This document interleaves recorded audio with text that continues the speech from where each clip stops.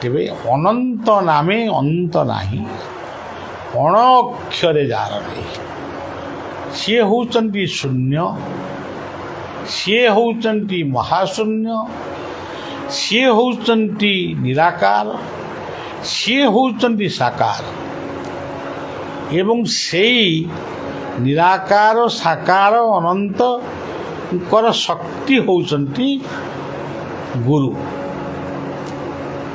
ସେଥିପାଇଁ ଭାଗବତରେ କହିଲେ ଗୁରୁଙ୍କୁ ନମଣିବ ନର, ଗୁରୁଟି ସାକ୍ଷାତ ଈଶ୍ୱର। ଗୀତାର ବର୍ଣ୍ଣନାରେ କହିଲେ ବ୍ରହ୍ମାଙ୍କର 4ଟି ମୁଣ୍ଡ, କିନ୍ତୁ ଗୁରୁଙ୍କର ଗୋଟିଏ ମୁଣ୍ଡ। ଗୋଟିଏ ମୁଣ୍ଡ ହେଲେ ବି ସିଏ ହେଉଛନ୍ତି ଅଚତୁର୍ ବଦନ ବ୍ରହ୍ମା, ସିଏ ହେଉଛନ୍ତି ବ୍ରହ୍ମା। ତା 4 ବେଦକୁ ସେ ବୁଝାନ୍ତି। ଅଚତୁର୍ ବଦନ ବ୍ରହ୍ମା ଦିବାହୁର୍ ପରାହରେ। ଆମେ ଜାଣିଛୁ, କହୁଛୁ ମଧ୍ୟ, ନାରାୟଣଙ୍କର 4ଟି ହାତ, ଶଙ୍ଖ ଚକ୍ର ଗଦା ପଦ୍ମ। ଗୀତା କହୁଛନ୍ତି ଅନେକ ବାହୁ ଉଦର ବକ୍ତ ନେତ୍ରମ୍, ତାଙ୍କର ବହୁତ ହାତ, ବହୁତ ପେଟ, ବହୁତ ଆଖି। ଏକଥା ଜାଣି ସାରିଥିଲେ ମଧ୍ୟ ଗୁରୁଙ୍କୁ କୁହାଯାଇଛି ଦିବାହୁର ପରାହରେ, ତାଙ୍କର 2ଟା ହାତ, କିନ୍ତୁ ସେ ହେଉଛନ୍ତି ବିଷ୍ଣୁ। ଅଭାଲଲୋଚନ ଶମ୍ଭୁ। ଆମେ ଶୁଣିଛୁ, ଦେଖିନୁ, ଶିବଙ୍କର 3ଟା ନୟନ, ଗୋଟିଏ ସୂର୍ଯ୍ୟ, ଗୋଟିଏ ଚନ୍ଦ୍ର, ଗୋଟିଏ ଅଗ୍ନି। ତୃତୀୟ ନୟନଟି ସବୁବେଳେ ତାଙ୍କର ମାନେ ଖୋଲା ନଥାଏ। ଯେତେବେଳେ ସେ ସୂର୍ଯ୍ୟ ନୟନଟି ଖୋଲା ହୁଏ, ସେ କ'ଣ ତାଙ୍କର କରୁଥିଲେ ସେ ଅଲଗା କଥା। କିନ୍ତୁ ଗୁରୁଙ୍କର 2ଟା ନୟନ, କିନ୍ତୁ ସେ 2 ନୟନ ହେଲେ ବି ଅଭାଲ ଲୋଚନ ଶମ୍ଭୁ।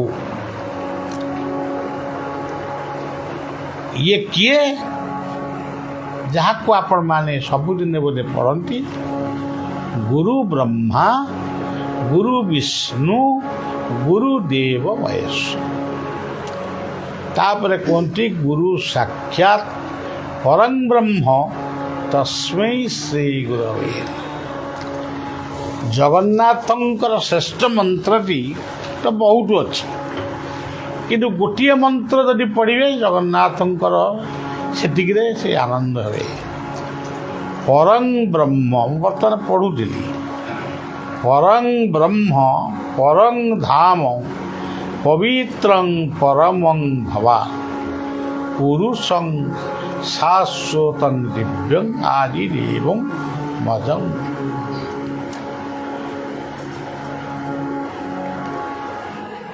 ମହାପୁରୁଷମାନେ ସୁନ୍ଦର ଭାବରେ କହିଲେ, ଗୁରୁ ଗୋବିନ୍ଦେ ଦିଅ ମନ, ଗମିବ ବୈକୁଣ୍ଠ ଭୁବନ। ଆପଣମାନେ ଚାକିରି କରିଥିବେ, ବ୍ୟବସାୟ କରୁଥିବେ, ରାଜନୀତି କରୁଥିବେ, କ'ଣ ସବୁ କରୁଥିବେ, ରାତି ପାଇଲେ ଅର୍ଥ ଉପାର୍ଜନ ପାଇଁ ବ୍ୟସ୍ତ ଥିବେ। ଲାଭ ହେଲା, କ୍ଷତି ହେଲା, କରଜ ହେଲା, ହାତ ଉଧାରି ହେଲା, ଆମେ ଏମିତି ସୁଝିଦେଲୁ, ଆମେ ଏମିତି ଥିଲୁ, ଏମିତି ହେଇଗଲୁ। ଇଏ ସବୁ ବାହ୍ୟ କଥା।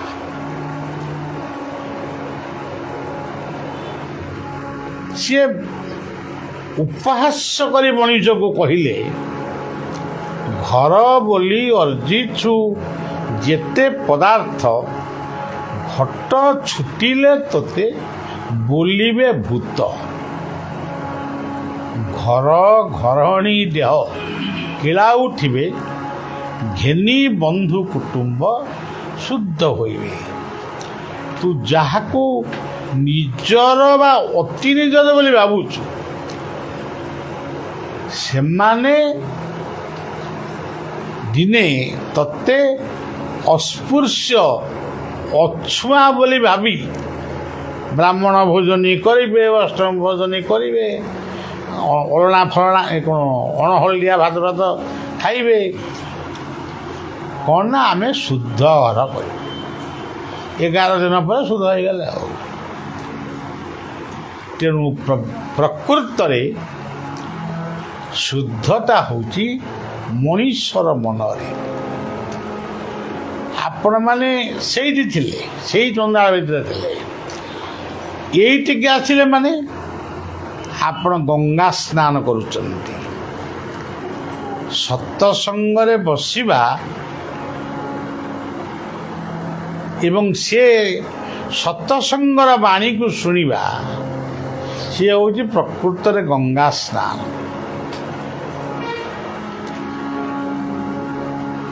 ଏଇ ମନ ବୃନ୍ଦାବନ। ଆପଣ କିନା ପଇସା ଖର୍ଚ୍ଚ କରି ବୃନ୍ଦାବନ ଯାଉଛନ୍ତି, କିନ୍ତୁ ମହାପୁରୁଷମାନେ କହିଲେ ଏଇ ମନ ବୃନ୍ଦାବନ, ଏଇ ମନ କାଶୀ, ଏଇ ମନ ବଦ୍ରୀନାଥ, ପୁରୀ ବାରାଣସୀ।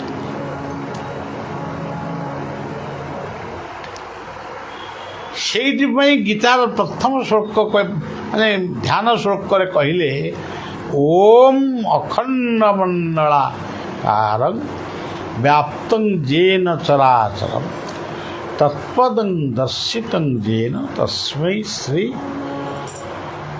ଗୁରବେ ନମଃ। ଶଙ୍କରାଚାର୍ଯ୍ୟ କହିଲେ ଭଜ ଗୋବିନ୍ଦମ୍ ସ୍ମର ଗୋବିନ୍ଦମ୍, ଗୋବିନ୍ଦମ୍ ଭଜ ମୂଢ଼ମ୍ ମତେ, ସଂପ୍ରାପ୍ତେ ସନ୍ନିହିତ କାଲେ ନହି ନହି ରକ୍ଷତି। କେହି ତୁମକୁ ରଖିପାରିବେନି। ତମେ ସକାଳୁ ଉଠି ତମେ ଭଲ ବ୍ରେକଫାଷ୍ଟ କରୁଛ, ମଧ୍ୟାହ୍ନରେ ଭଲ ଲଞ୍ଚ ବି କରୁଛ, ଅମୁକ ଖାଇବି ସମୁକ ଖାଇବି, ରାତିରେ ଡିନର ସବୁ କରୁଛ, ରାତିରେ ପୁରୀ ଖାଇବି କହିଲେ କ'ଣ ଖାଇବି, କିନ୍ତୁ କେହି ତୁମକୁ ସେତେବେଳେ ରକ୍ଷା କରିପାରିବ ନାହିଁ। ଏକମାତ୍ର ସେଇ ରକ୍ଷା କରିବେ। ନହି ନହି ରକ୍ଷତି ତୁମକୁରୁଙ୍କରଣେ, ସେ ଗୋବିନ୍ଦ ହିଁ ଆମକୁ ରକ୍ଷା କରିବେ। ଗୁରୁ ଗୋବିନ୍ଦେ ଦିଅ ମନ ଗମେଇବ ବୈକୁଣ୍ଠ। ଏସବୁ କଥା। କିନ୍ତୁ ମଣିଷ କ'ଣ କରେ? ବହୁତ କାମନା କରିବ, କାମନା ସିଦ୍ଧି ହେଇଗଲେ ସେ କଥା ସବୁ ଭୁଲିଯିବ। ହ্যাঁ ମାନେ ଭଗବାନ ମନେ ରଖିଥିବ, ଇଏ ନଥିବ, ତାର ଆସ୍ଥା ନଥିବ। ହଁ ମୁଁ ଗୋଟେ ଭଗବାନଙ୍କୁ ଡାକିଲି, ଏମିତି ହେଲା ଏମିତି ହେଲା। ତାପରେ ପୁଣି ଯେତେବେଳେ ଗୋଟେ ବିପଦ ଆସିବ ସେଠୁ ପୁଣି ଭାବିବ। କାହାକୁ ହାତ ଦେଖା, କାହାକୁ ଜାତକ ଦେଖା, କାହାକୁ ମାନେ କ'ଣ ହନୁମାନ ପ୍ରଶ୍ନ କରିବା, କ'ଣ କରିବା, ଗୋଟେ କେମିତି ବିପଦରେ ପଡ଼ିଗଲି। ତେଣୁ ସଜ୍ଜନ ବିପଦ ନୁହଁ, ବିପଦ ନୁହଁ ବିପଦ ଭବେ, ସମ୍ପଦ ନୁହଁ ସମ୍ପଦ ଭବେ, ବିପଦ ନୁହଁ ବିପଦ ଭବେ, ସମ୍ପଦ ନୁହଁ সম্পদ ভবে। বিভুଙ୍କୁ ভুলিলে সকল দুঃখ, বিভু তুমরণে মিলই সুখ। বিভুଙ୍କୁ ভুলিলে সকল দুঃখ, বিভু তুমরণে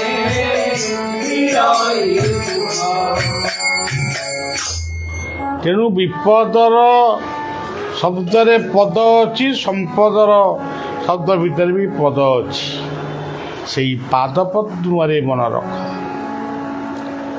ବାସନ ମାଜୁଛ କି ରୋଷେଇ କରୁଛ ସେଇଠୁ ଆରମ୍ଭ କରି ଯେଉଁ ପର୍ଯ୍ୟନ୍ତ ତୁମର କାମ ଲମ୍ବିଛି, ଜୀବନର ଜନ୍ମଠାରୁ ମୃତ୍ୟୁ ପର୍ଯ୍ୟନ୍ତ ତୁମେ ଯାହା କିଛି କରୁଛ କର, କିଛି ମନା ନାହିଁ। କୋଠା କର, ଇଏ କର, ଗାଡ଼ି କର, ଏଗୁଡ଼ା କିଛି ସେ ମନା କରିନାହାନ୍ତି। କିନ୍ତୁ ସିଏ ତୁମର ଆଖି ନ ହଉ, କାରଣ ଭାଗବତରେ କହିଲେ ବିଷୟା ଯାହାର ଲୋ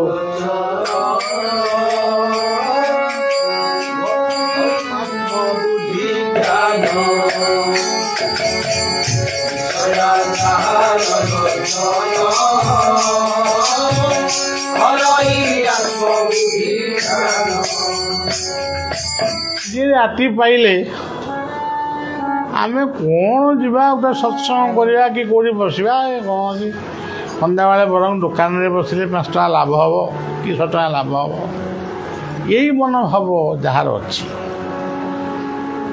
ଆଉ ସିଏ କେମିତି ଭଗବତ କୃପାଟା କ'ଣ ପାଇବ? ଗୋଟେ ଲୋକ କହନ୍ତି ପୁରା କହନ୍ତି ନା ଭଗବତ କୃପା ହେଲେ ତ ମରିବୁ, ଭଗବତ କୃପା ନହେଲେ ବି ମରିବୁ। ଆଉ ମରିବୁ ତ ଦିନେ, ଆଉ ଭଗବାନଙ୍କୁ କାହିଁ ଡାକିବୁ? ଯାହା ହଉ ଆପଣମାନଙ୍କର ଅଦ୍ଭୁତ ଯୁକ୍ତିକୁ ବଢ଼ିଆ ସ୍ୱାଗତ କରୁଛି। ଆପଣ ଡାକନ୍ତୁ ବା ନ ଡାକନ୍ତୁ, ଆମକୁ ଭଗବାନ ବି ଜନ୍ମ ଦେଇଛନ୍ତି। ସମସ୍ତଙ୍କୁ ବୁଝେଇ ସୁଝେଇ କୁହ ଯେ ଏ ଦୁନିଆରୁ ଦିନେ ଆସିଛ, ଦିନେ ଯିବ। ଗୋଟିଏ ଭଲ ପୁଅ, ଭଲ ଝିଅ, ଭଲ ପୁଅ, ଭଲ ବୋହୂ, ଭଲ ଶାଶୁ, ଭଲ ଶ୍ୱଶୁର, ଭଲ ବାପା, ଭଲ ମା, ଭଲ ଅଜା, ଭଲ ଆଈ, ଏମିତିଆ ଗୋଟେ ଭଲ ମଣିଷ ନିଜେ ହୁଅ, ଅନ୍ୟକୁ ଗଢ଼ିବା ପାଇଁ ମାନେ ତାଙ୍କୁ ପରାମର୍ଶ। ଆପଣ ଦେଖିବେ ଆଜି ରାତି ପାଇଲେ ଆମର ଛେନା ଦରକାର, କ୍ଷୀର ଦରକାର, ରସଗୋଲା ଦରକାର। ଜନ୍ମଦିନ ହେଲା, ରସଗୋଲା ଆମେ ଖାଇବୁ। ପୁଅ ଜନ୍ମ ହେଲେ, ଝିଅ ଜନ୍ମ ହେଲେ ରସଗୋଲା ଦିଆଯାଏନି। ମାନେ ବରା ବି ତ ଦିଆଯାଏ, ରସଗୋଲା କ'ଣ ଦିଆ? ତେଣୁ ରସଗୋଲା ଆଣିବୁ, ହଉ ପାହାଡ଼ରୁ ଆଣିବୁ, ସେ ଆଉ କେଉଁଠୁ ଆଣିବୁ, କେତେ ସବୁ ତ ଦରକାର। କେଉଁଠୁ ତରି ଏଇଆ କେମିତି ହେବ? ଛେନା ଗଜା ଖାଇବୁ କି କ'ଣ କେତେ କଥା ଅଛି ତ। ଆଉ ତେବେ କ'ଣ ପାଇଁ? ଯାହାଙ୍କ ପାଇଁ ତୁମେ ଏଗୁଡ଼ାକ ପାଉଛ, ଛେନା ଖାଉଛ କି ରସଗୋଲା ଖାଉଛ, କ୍ଷୀର ପିଉଛ, ଘିଅ ଟିକେ ଭାତରେ ପଡ଼ିବା ଦରକାର, ଦୀପଟିଏରେ ଘିଅ ଟିକେ ଦରକାର, ଏସବୁ କେଉଁଠୁ ମିଳିବ? ଯାହାଙ୍କ ଠାରୁ ମିଳିବ। ତମେ ତ ବହୁତ ସୁନ୍ଦର କୋଠା ଘରେ ଅଛ, ଏସି ଲଗେଇଛ, ସବୁ ତମ ପାଖରେ ଅଛି। ତୁମେ ଯାହାର ଖାଦ୍ୟ ଖାଇ ଟିକେ ହୃଷ୍ଟପୃଷ୍ଟ ଚିକଣିଆ ହେଲ, ସିଏ ବର୍ତ୍ତମାନ କେଉଁଠି? ରାସ୍ତାରେ ଶୋଇଛନ୍ତି। କାଲି ଜିନ୍ଦଲ ସେ ପ୍ରୋଗ୍ରାମଟି ସରିବା ପରେ ଟିକେ ଏମିତି ଟିକେ ବୁଲି ଆସିବେ। ଆପଣ ଦେଖିବେ ଗୋଟାଏ 100-150 ଗାଈ ସବୁ ଷଣ୍ଢ ଗୋଟା ଦୁଇଟା ଅଛନ୍ତି, ଶୋଇଛନ୍ତି। ଫୋନ୍ ବାଜିଲେ ଉଠେଇଲେ, ମୁଁ କହିଲି ଉଠାଅ। ତାହେଲେ ଆଜି ଗୋମାତା, ମାତା, ଗୋମାତା ସବୁ ଆଜି ଧରିତ୍ରୀ ମାତା, ଗୋମାତା, ନିଜ ମାତା ସମସ୍ତେ ଆଜି ଅବହେଳିତ। ସମସ୍ତେ କେବଳ ଭାବୁଛନ୍ତି କେଉଁ ଦିନ ଆମକୁ ଜନ୍ମ ନେବ, ଆମେ ମରିବୁ, ଟିକେ ଶାନ୍ତି ପାଇବୁ। ତେଣୁ ସଜ୍ଜନ, ଆମେ ଭଗବାନଙ୍କୁ ଗୋଟେ ଡାକିବୁ, ଅଧଘଣ୍ଟାଏ ଡାକିବୁ, ନ ଡାକ। ଗଜ କ'ଣ ଆମେ ଯେତେ ପ୍ରାର୍ଥନା କଲୁ, ଏମିତି କ'ଣ ସବୁ ପ୍ରାର୍ଥନା ସବୁ ହାରମନ୍ୟମ ମୃଦଙ୍ଗ ବଜେଇକି କେଉଁଠି କିଏ ପ୍ରାର୍ଥନା କରିଥିଲା? ଦଣ୍ଡେ ନିମିଷେ କ୍ଷଣେଲେ ସେ ଯିଏ ବା ଥାର ଦେଉଁରେ। ରାତି ପାଇଲେ ଗୋଟାଏ ସେକେଣ୍ଡ ଯାହା ଆପଣଙ୍କ ମନରେ ଆସିବ। ଗାଧୋଇ ଖାଇଲେ ଗୋଟିଏ ସେକେଣ୍ଡ, ଖାଇଲା ବେଳେ ଗୋଟିଏ ସେକେଣ୍ଡ, ସନ୍ଧ୍ୟାବେଳେ ଗୋଟାଏ ସେକେଣ୍ଡ କି ଗୋଟାଏ ମିନିଟ୍, ରାତିରେ ପୁଣି ଶୋଇଲା ବେଳେ ଇଏ 2-4 ମିନିଟ୍ ବି ତୁମେ ଜୀବନରେ ଦେଇପାରିବନି ଇଷ୍ଟଙ୍କ ଉଦ୍ଦେଶ୍ୟରେ। ଖାଲି ଖାଇବ, ପିଇବ, ଶୋଇବ। ତେଣୁ ଭାଗବତ କହିଲେ କେବଳ ପାତ୍ର ମୋ ଉଦର ଏଣୁ ମୁଁ ଲୋକେ ଭୟ।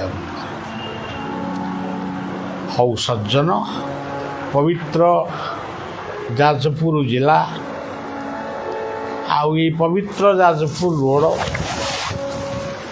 ଯେଉଁଠି ଅନେକ କାର୍ଯ୍ୟକ୍ରମ ମଧ୍ୟ ଆମର ହେଇଛି।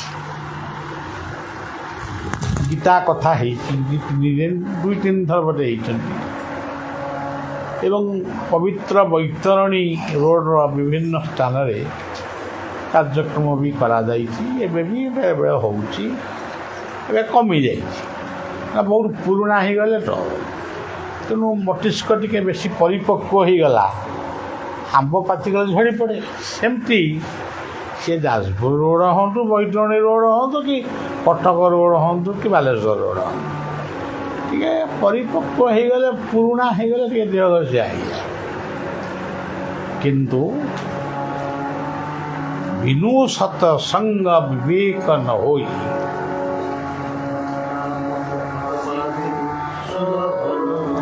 ରାମ କୃପା ବିନୁ ସୁଲଭ